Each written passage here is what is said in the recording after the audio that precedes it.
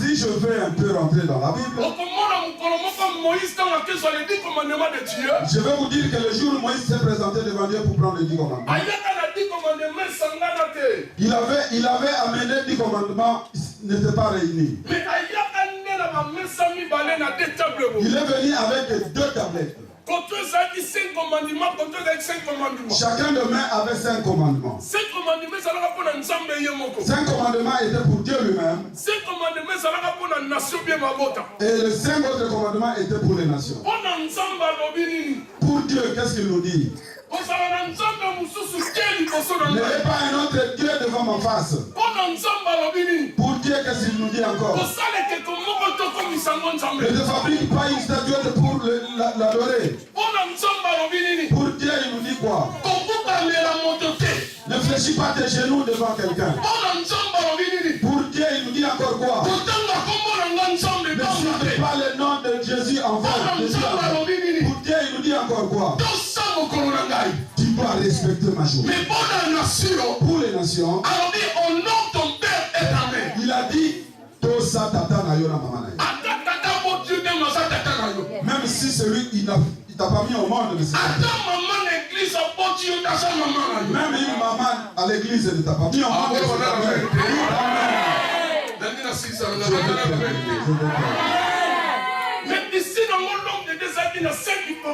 C'est la raison pour laquelle je vous dis que dans cette piscine il y avait 5 portes. C'est la raison pour laquelle vous verrez dans la Bible, Moïse a écrit aussi 5 livres. Il a écrit le Genèse. Il a écrit Exode. Il a écrit Lévitique, le livre de Lévitique. Il a écrit encore Nombre. Et puis il a écrit Deutéronome. Pourquoi 5? Un jour, Jésus prêchant, il était tard, les gens avaient faim. Les disciples se sont présentés devant Jésus. Ils lui ont dit, ces gens qu'ils aillent manger. Il y a quelqu'un qui s'est présenté devant Jésus en disant, maître, moi j'ai que 2 portions. Et j'ai 5 pains. Pourquoi seulement 5? Dans la Bible, nous avons les 5 ministères. Oh, dans la Bible, nous avons aussi 5 ministères. Apôtre, pasteur, prophète, évangéliste, docteur et docteur. Diacre. Et sans ministère, et pas un ministère. Et sans onction. C'est une onction. C'est une fonction. Pourquoi 5 portiques? Daniel dans la chute de Babylone. Il a vu une main avec un doigt en train d'écrire sur le mur. Qu'est-ce qu'il était en train d'écrire? Il a vu une main avec 5 doigts. Jésus se présentant dans la piscine. Il fallait que cette piscine ait 5 portes. C'est la raison pour laquelle David devant Goliath. David a sorti dans sa poche un chien avec 5 pierres. Mais il n'a utilisé qu'une seule pierre. C'est le pierre qui a tué Goliath. Or, la seule pierre avait réuni toutes les 4 pierres. C'est que nous appelons aujourd'hui Jésus la pierre.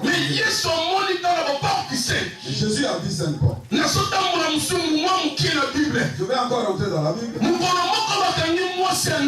Un jour, on a attrapé une femme adulte. Selon la loi mosaïque. Il faut que cette femme devrait être lapidée. Les gens se sont présentés devant Jésus. Maître. Voilà cette femme, nous l'avons attrapée en flagrant délit. Moïse nous a laissé une loi. Il nous avait dit, si nous attrapons quelqu'un en flagrant délit, nous allons le lapider. Jésus le regardant, il a descendu sa face. Il a commencé à écrire. En écrivant, il les a regardés. Il a posé la question, qui n'a pas péché? Il prend le premier la pierre. Est-ce qu'il y a quelqu'un qui avait osé prendre la pierre? Directement, chacun a commencé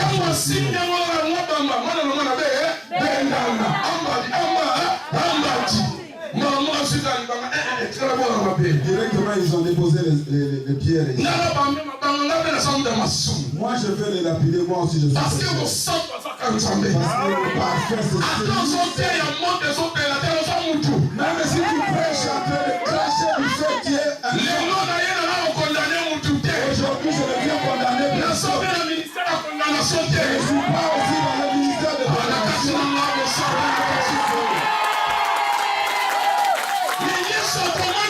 Qu'est-ce que Jésus écrivait sur Jésus descendant par terre, en train d'écrire, nous sommes au temps de la grâce. La grâce aussi, à 5 lettres. Il ne s'était pas limité à la grâce seulement. Il a continué à écrire. Il n'y a pas de condamnation. Il a dit, pour ceux qui sont en Jésus. Jésus est sur les 5 lettres. Pour laquelle je vous dis, dans la piscine, et Seigneur, nous attend 5 pommes. Avec cette piscine est 5 pommes. Je vais ouvrir les portes ce soir. Je vais ouvrir les portes ce soir. Toi, tu n'as pas de problème. Chacun de nous a son problème particulier. Dis amen. Vous croyez que moi je n'ai pas un problème? Si je commence à t'expliquer, tu vas t'étonner. Tu peux même crier. Tout celui qui vit doit avoir un problème. Vous croyez que les pasteurs n'ont pas de problème? On en a aussi. Vous croyez que les hommes de Dieu n'en ont pas? Même si tu pries à langue, tu as des problèmes. Amen. Jésus s'est présenté. Quand il est arrivé dans la piscine, l'homme de Dieu, je ne veux pas parler de l'eau aujourd'hui. Je ne veux même pas parler de l'ange. Mais ce matin, moi, je parle simplement de 5 portes.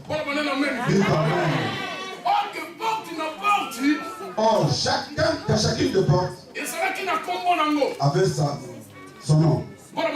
Amen. Est-ce que vous m'avez compris? Je vais ouvrir les 5 portes. Regarde ramène ton esprit. Dis-lui, ramène ton esprit. Sois ici. Sois ici.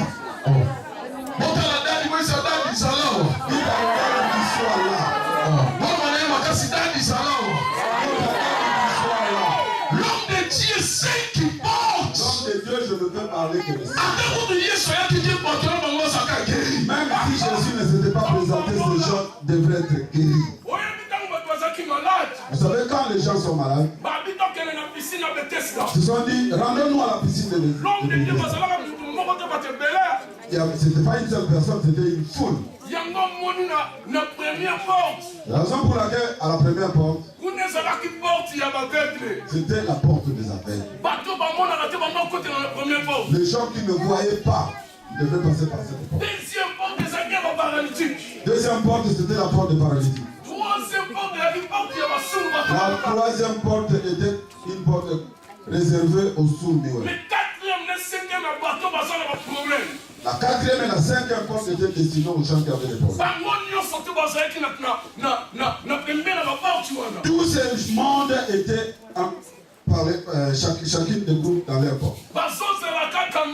Ils attendaient simplement que l'eau soit bousculée par là. Vous savez, l'homme de Dieu, c'est ce qui m'étonne. Quand je rentre dans ma Bible,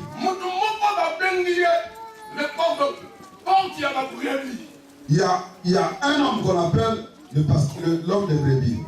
La porte des brebis. Ce matin, dans ma Bible, j'ai vu ça. Il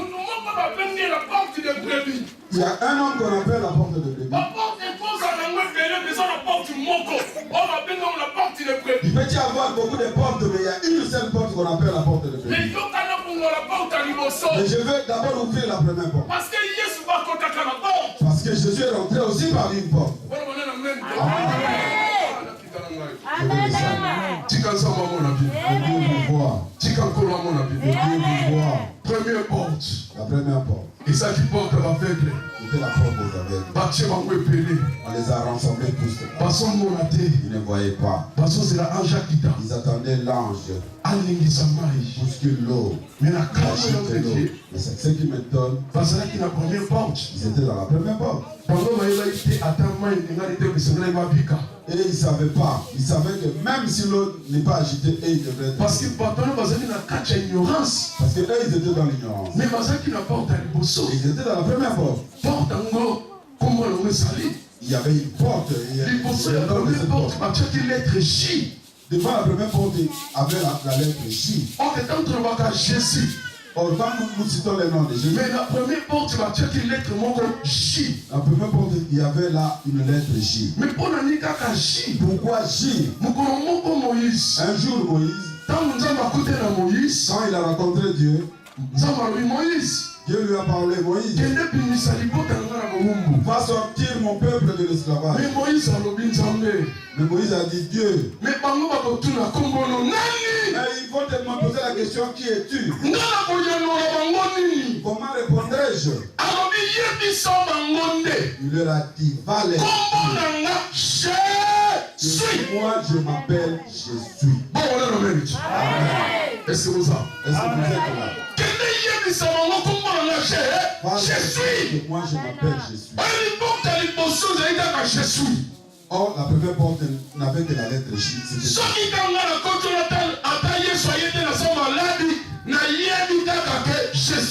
Si moi je rentre par cette porte, même si Jésus n'est pas là, je sais que Jésus est là.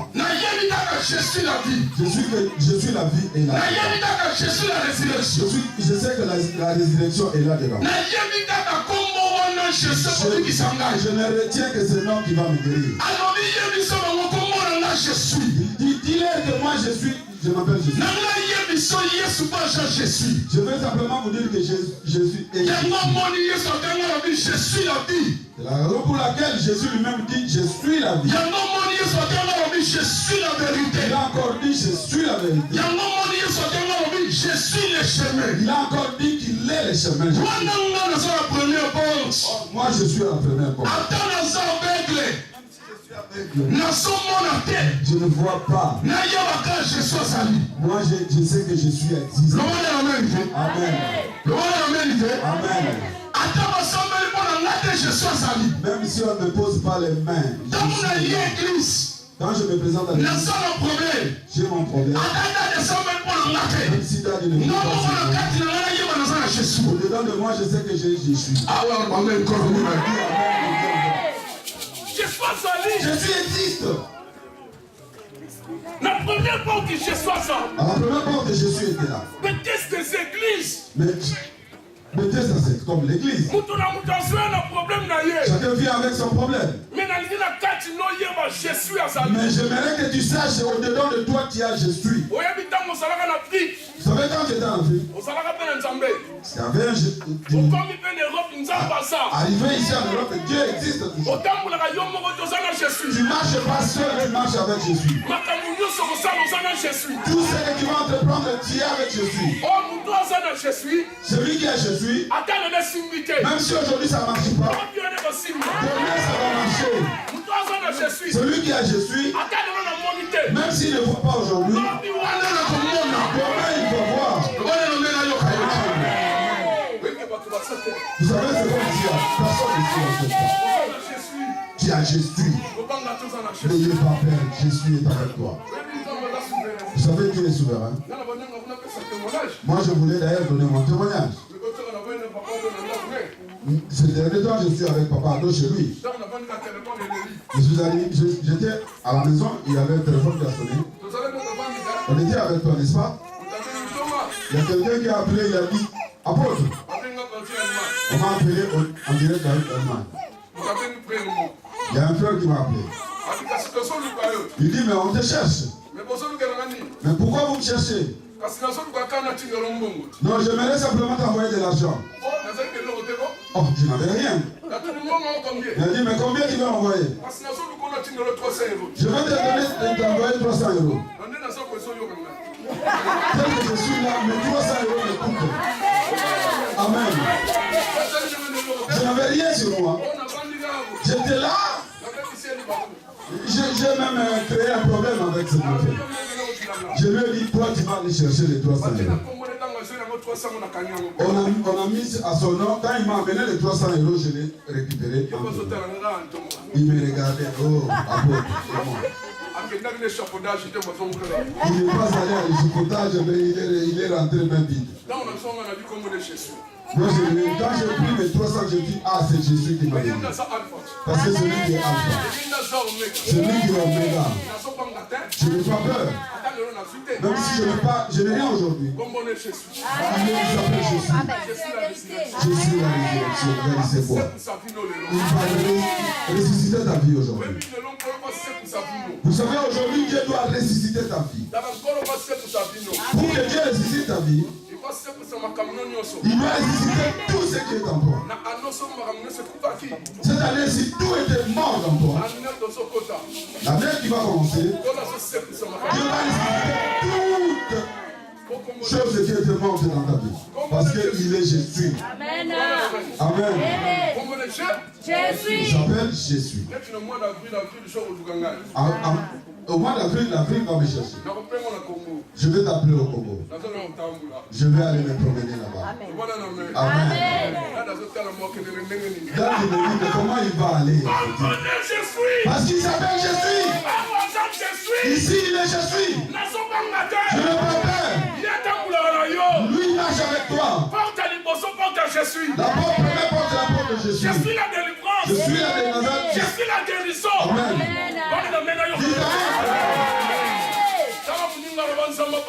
Regarde ce que tu as. Dis-lui que tu es rentré dans la porte de Jésus. Est-ce que aussi, Ninga? Première porte, c'est la première porte s'appelle comment?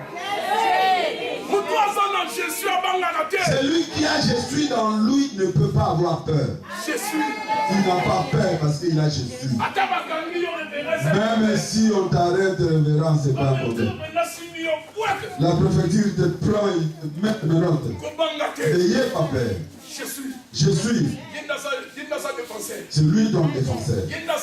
C'est lui ton avocat. Il va parler à toi. Parce qu'il s'appelle Jésus. Raison pour laquelle les gens qui étaient à la porte de la première porte, pour moi, l'homme de Dieu, il n'avait pas de révélation. S'ils avaient Jésus, ils allaient directement se lever et marcher. Parce qu'il s'appelle Jésus. La deuxième porte, les amis qui étaient à côté, l'homme de Dieu, ça m'étonne encore. La deuxième porte avait la marque E.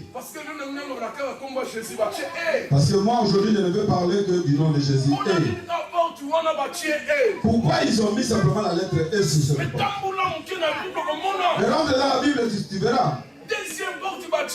Deuxième porte, la lettre E. Il y a des gens qui étaient là-bas qui n'avaient pas de révélation. Or la lettre E. Or il y a quelqu'un dans la Bible qu'on appelle Emmanuel. Emmanuel signifie simplement Dieu avec les hommes. Ces gens n'avaient pas de révélation. La deuxième porte était la porte d'Emmanuel. Or, si vous rentrez dans la porte d'Emmanuel, Dieu avec les hommes. Or, dans d'autres termes, je peux dire avec Dieu, nous ferons des exploits. Si tu veux voir des exploits en 2014, rentre dans la porte d'Emmanuel. C'est la porte des exploits. C'est la raison pour laquelle l'année qui vient, tu veux aller de l'avant. Tu vas voir, tout le monde va soulever sa main. Mais rentre dans la porte d'Emmanuel. Marche avec Emmanuel. Et la révélation d'Emmanuel. Dieu avec les hommes. Emmanuel signifie Dieu avec les hommes. Il y a des gens qui ont marché avec Dieu. Aujourd'hui, toi, tu dois aussi marcher avec Dieu. Partout tu vas te présenter, n'aie pas peur. Et toi que tu es avec Dieu. Dieu ne te laisse pas le leur. Il est toujours avec les siens. Il ne rejette pas les siens. Mais sache dans toi tu as Emmanuel. Pourquoi tu as Emmanuel? Je vais te donner un secret. Emmanuel ne dort pas. Emmanuel ne dort ni ne sommeille. Parce qu'il est Emmanuel. Vous savez quand nous dormons, nous tous nous devenons comme des cadavres. Mais seul Emmanuel nous protège. C'est Emmanuel qui nous garde. Rentre dans la deuxième porte, la porte d'Emmanuel.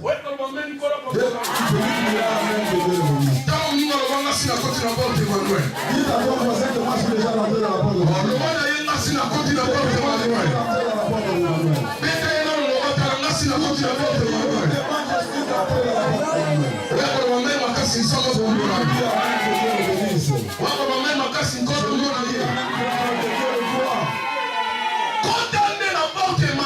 Rentre dans la porte d'Emmanuel.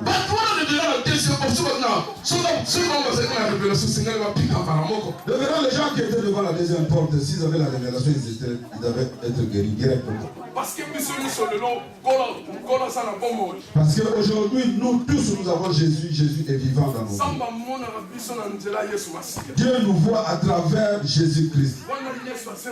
Étant donné que Jésus est Emmanuel, dans l'église, sachez que c'est Dieu, c'est Jésus la marche avec toi. Et la troisième porte. Qui était là devant la troisième porte? Les sourds, les gens qui n'écoutent pas. Il n'y a pas de gens ici. Il n'y a pas de vivants dans cette salle. Écoutez l'homme de Dieu devant la troisième porte. Il y a des gens, des sourds. Il y a des gens, des sourds.